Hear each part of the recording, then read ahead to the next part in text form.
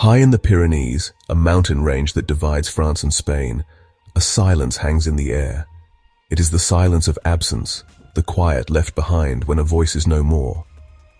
The mountains were once home to the Pyrenean Ibex, a wild goat known for its agility and distinctive horns. Now, only the wind whispers through the pines.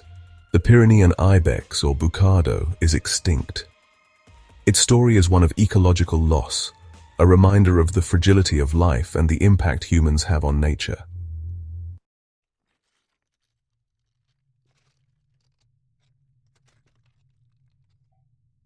The Pyrenean Ibex was a unique subspecies of the Iberian Ibex, specifically adapted to the harsh conditions of the Pyrenees Mountains.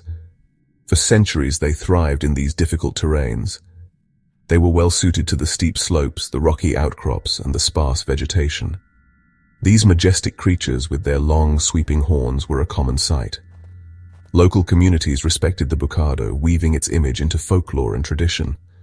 The Ibex represented the wild heart of the Pyrenees, a symbol of strength and resilience. Their disappearance left a void, a silence that resonated through the valleys and across the years. The last Pyrenean Ibex, a female named Celia, was found dead in 2000.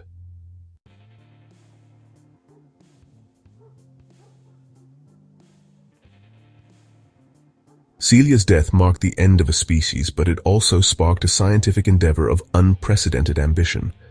Scientists had collected skin samples from Celia before her death.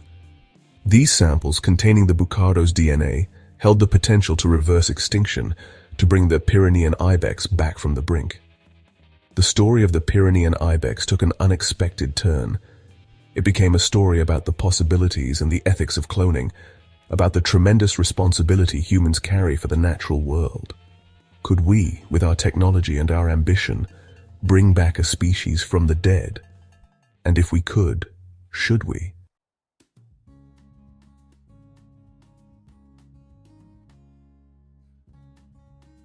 The Pyrenees Mountains, a jagged spine running between France and Spain, were the Bucardo's kingdom. Here, among the towering peaks and plunging valleys, the Pyrenean Ibex carved out a life on the edge of existence. They were creatures of two worlds, equally at home on the windswept summits and in the verdant meadows below. Their world was a tapestry of extremes, where scorching summers gave way to winters cloaked in snow and ice. The high meadows, lush with grasses and wildflowers, provided sustenance during the brief summer months. The Ibex, with their keen eyesight and agility, navigated the steep slopes with ease, always watchful for predators like wolves and bears. Their hooves, split and flexible, gripped the rock, allowing them to scale seemingly impossible heights.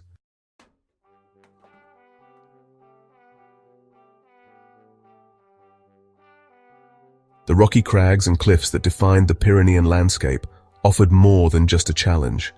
They provided refuge. The Ibex were masters of this vertical world, using their agility and knowledge of the terrain to evade danger. The males, with their impressive horns that curved back over their bodies, would often engage in dramatic battles for dominance during the breeding season. Their clashes were a spectacle of brute force and agility. They would charge at each other, horns colliding with a resounding crack that echoed through the mountains. The victor, often scarred but triumphant, would earn the right to mate, ensuring the continuation of their lineage. These displays were a testament to their strength, a vital part of the natural order of the Pyrenees.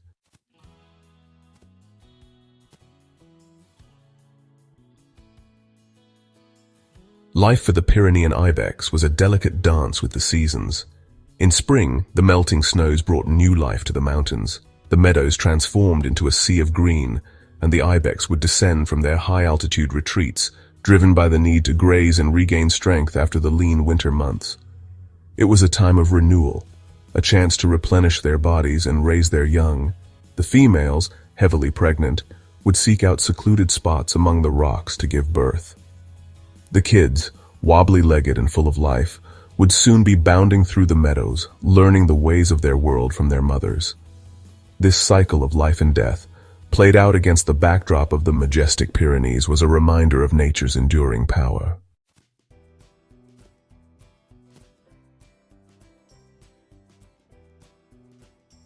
Despite their dominance in this challenging environment, a darkness began to creep over the Pyrenean Ibex's world. The shadows took many forms: the encroachment of human settlements, the insatiable hunger of overhunting, and the silent threat of disease. What had once seemed like an impenetrable fortress, a realm ruled by nature's laws, was slowly being infiltrated by the influence of man. The Ibex, for centuries untouched by the changing world below, were ill-equipped to deal with these new threats. Their numbers, once plentiful, began to dwindle. The echoes of their calls, once a familiar sound in the high country, became fainter, their absence a growing silence in the heart of the Pyrenees. The very qualities that had allowed them to thrive for millennia were slowly becoming their downfall.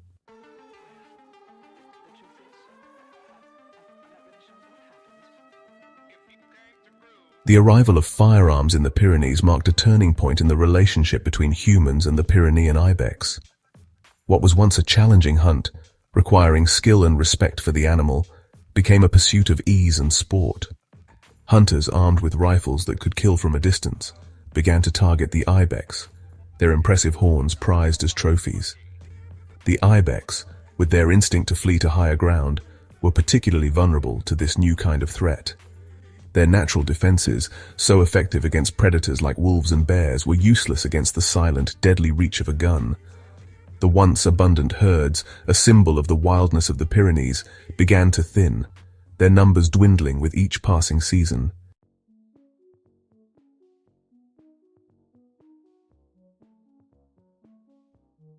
As human populations grew, so too did their demands on the land. Forests that once clothed the slopes of the Pyrenees were cleared for timber and to create pasture for livestock. Villages, once small and scattered, expanded, pushing further into the Ibex's territory. The once vast wilderness, a mosaic of meadows, forests, and rocky crags, was being carved up, fragmented by human activity. This encroachment had a profound impact on the Pyrenean Ibex. Their habitat, once a refuge and a source of sustenance, was shrinking, forcing them into smaller and more isolated pockets. The loss of habitat also brought them into closer contact with domestic animals, increasing the risk of disease transmission. The Ibex, already struggling against the pressure of hunting, were now facing a new and insidious threat.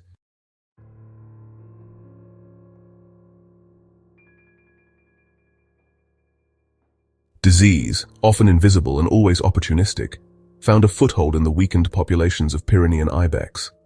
Outbreaks of sarcoptic mange, a highly contagious skin disease caused by mites, swept through the remaining herds.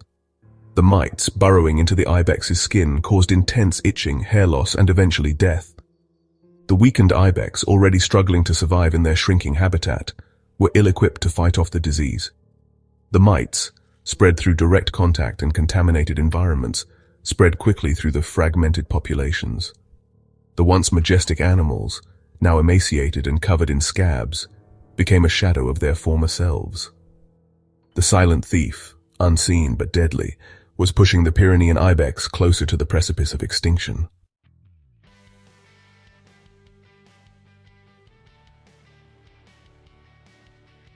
Section 4. Celia, the Last Echo. By the end of the 20th century, the Pyrenean Ibex was on the brink. Only a few remained in Ordesa y Monte Perdido National Park in Spain. Among them was Celia, a symbol of both tragedy and hope. Scientists closely monitored Celia, her existence precarious. She was a flicker of life in a silent landscape. But even Celia couldn't withstand the forces against her. On January 6, 2000, Celia was found dead beneath a fallen tree. The last echo of the Pyrenean Ibex faded, leaving a silence filled with loss.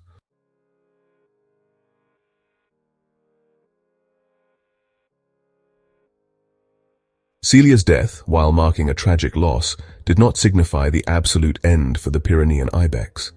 A glimmer of hope, faint yet persistent, remained. Scientists, anticipating the bucado's demise, had collected skin cells from Celia while she was still alive. These cells, carefully preserved in liquid nitrogen, became a time capsule, holding within their delicate structures the genetic blueprint of an extinct subspecies.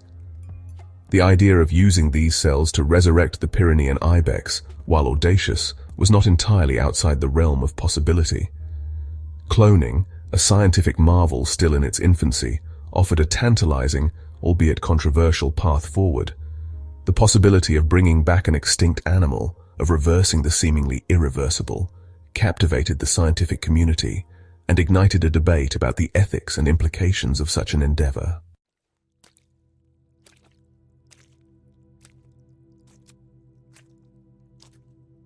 The quest to resurrect the Pyrenean Ibex became a race against time, a battle against the natural process of DNA degradation. Scientists, armed with Celia's precious cells, began the arduous task of extracting viable DNA, the building blocks of life. Each step in the process, meticulously documented and repeated, was fraught with challenges. The DNA, damaged by time and the freezing process, yielded fragmented pieces, like a complex jigsaw puzzle with missing parts. Despite the difficulties, the scientific team pressed forward, driven by a combination of scientific curiosity and a sense of responsibility for a species lost. The prospect of bringing back the Pyrenean Ibex, of righting a wrong inflicted by humankind, fueled their efforts. They understood the magnitude of the challenge, yet they clung to the belief that within those fragile strands of DNA lay the potential for a second chance.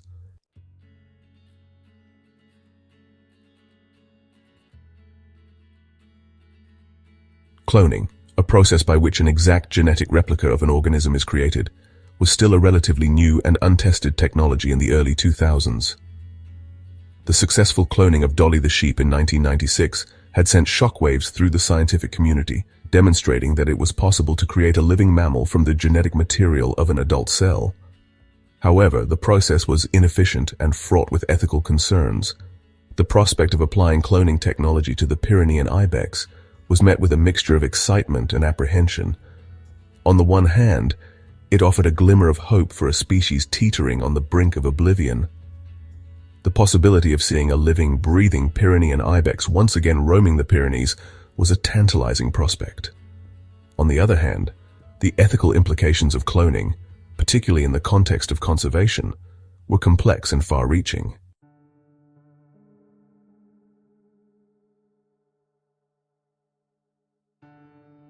Despite the promise of cloning, doubts lingered. Critics questioned the wisdom of investing time and resources in resurrecting a single species, particularly when countless others faced imminent threats.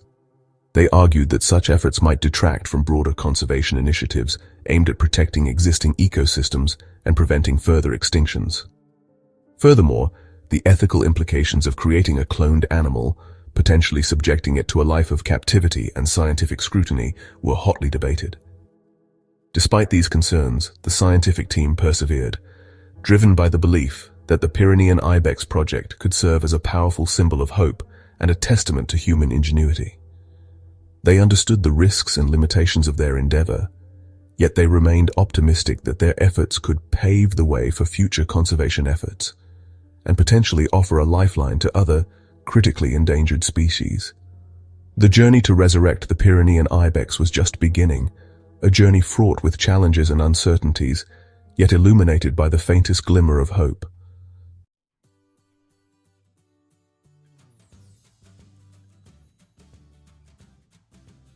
The fragmented strands of Celia's DNA, carefully pieced together and amplified in the laboratory, held the key to resurrecting the Pyrenean Ibex.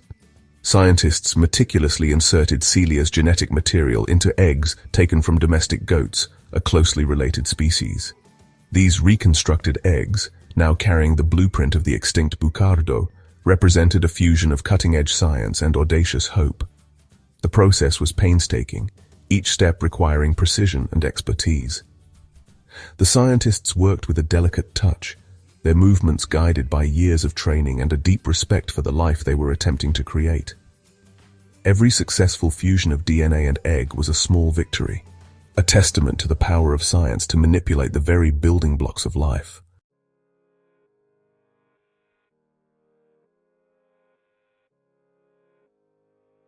Section 2. The Surrogate Mother, a Delicate Alliance. With the reconstructed eggs safely ensconced in incubators, mimicking the warmth and security of a mother's womb, the next challenge awaited, finding surrogate mothers to carry the potential clones to term. This crucial step relied on a delicate alliance between science and nature, a partnership fraught with uncertainty. Domestic goats, chosen for their genetic similarity to the Pyrenean Ibex, were carefully selected and monitored. The transfer of the embryos, a procedure requiring great care and precision, was a moment of both excitement and anxiety. Would the surrogate mothers accept these foreign embryos, carrying the genetic legacy of an extinct species? The fate of the Pyrenean Ibex project now rested on the biological imperative of these surrogate mothers.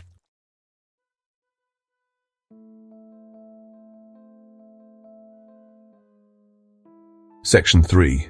Tragedy and Triumph. A life fleeting, a hope ignited. Months of anxious waiting followed, the hopes of the scientific team hinging on the successful pregnancies of the surrogate mothers.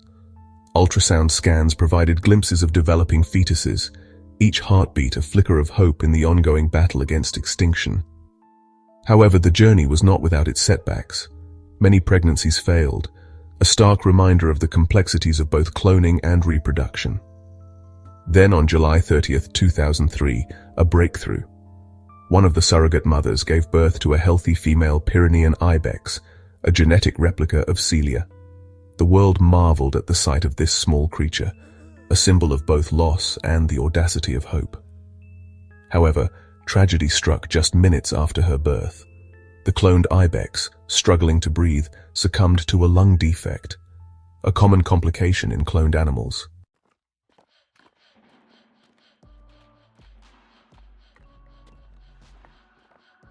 Section 4. Echoes of Celia, A Legacy Reconsidered. The brief life and sudden death of the cloned Pyrenean Ibex ignited a firestorm of debate. Critics questioned the ethics of cloning, arguing that the pursuit of scientific advancement should not come at the expense of animal welfare. The fleeting existence of Celia's clone, they argued, highlighted the ethical complexities of such endeavors. Yet, amidst the controversy, a profound truth emerged. The successful cloning, albeit brief, proved that extinction was not an insurmountable barrier. The Pyrenean Ibex project, though marked by both triumph and tragedy, shattered the finality of extinction, offering a glimmer of hope for other species on the brink. Celia's legacy, once defined by loss, now carried the weight of possibility, a testament to the enduring power of both nature and human ingenuity.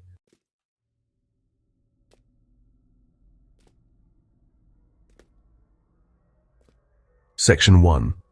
The Unsettled Dust.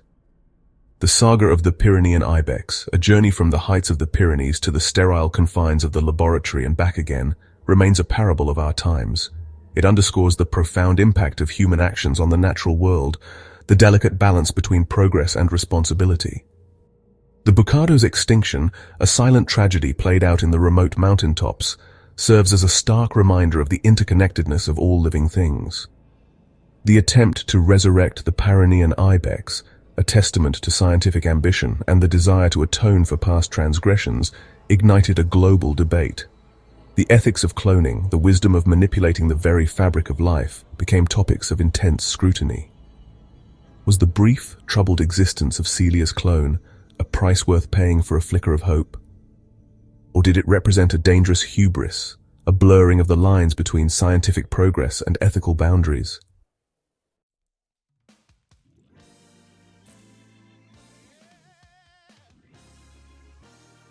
Section 2. A New Wilderness. The legacy of the Pyrenean Ibex extends far beyond the rocky slopes of its namesake mountain range. It compels us to confront uncomfortable truths about our relationship with the natural world, to question the limits of our technological prowess, and to grapple with the ethical dilemmas of conservation in the 21st century.